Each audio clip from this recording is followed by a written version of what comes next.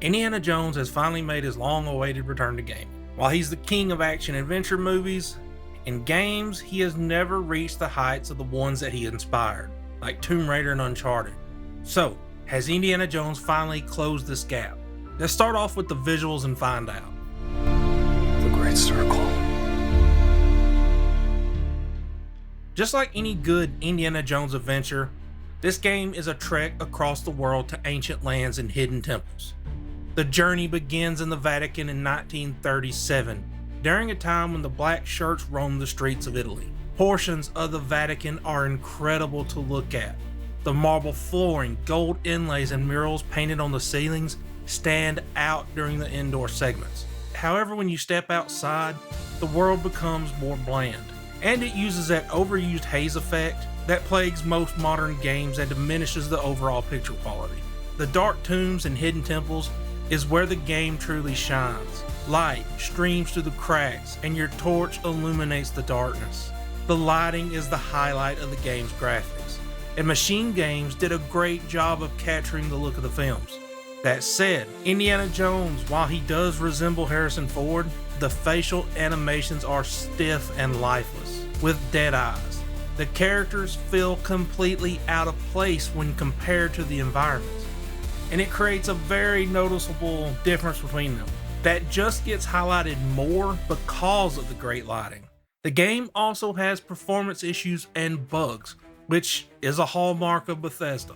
I've seen characters walking backwards, popping in out of thin air, and even vanishing after walking through tunnels that I had to crawl through. Some glitches were so bizarre, like the one in these screenshots, that I still don't know what it is. Also, the game has some type of a weird slowdown that's not frame rate issue. It's either loading hitches, stutter, or something very similar to what happened in PS1 games where the game would just slow down.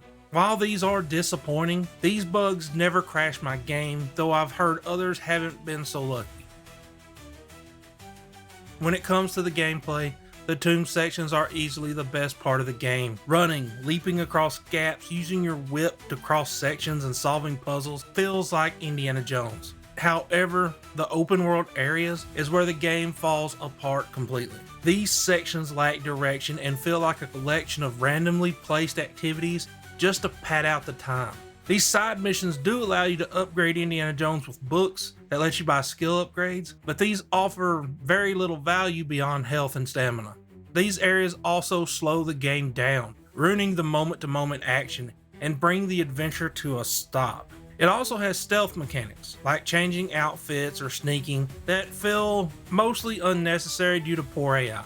The enemies are so easy to defeat, you can just throw 3 punches, pick up the melee weapon that they drop, and repeat. And the AI is so bad that you can lure them into a room and do this until the room is full of enemies laying in the floor, and the civilians that are in the same room just resume business as if nothing ever even happened.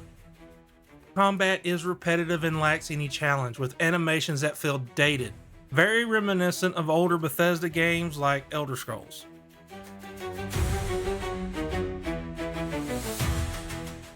Guns are almost useless at a distance, forcing you into close quarters combat for them to even be effective.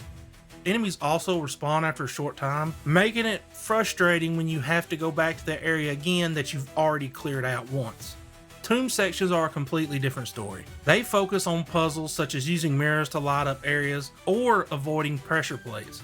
These moments are the best parts of the game, and they nail that feeling of being Indiana Jones. The sound design includes the iconic Indiana Jones theme song, which sets the mood perfectly. The voice acting is solid, although I can't help but hear Troy Baker as Snow from Final Fantasy XIII. That's all I ever hear of him in any game he's in. The story is a classic Indiana Jones style adventure, full of globetrotting and artifact hunting. It delves into ancient secrets hidden within landmarks of ancient civilizations, and it keeps you intrigued without revealing too much until the later stages. Ultimately, while the story and tomb exploration are good, with the poor AI, clunky combat, uninspired open world, and all of the bugs that I experienced during this game, make this one very hard to recommend. For me, this game is a pass. But what about you?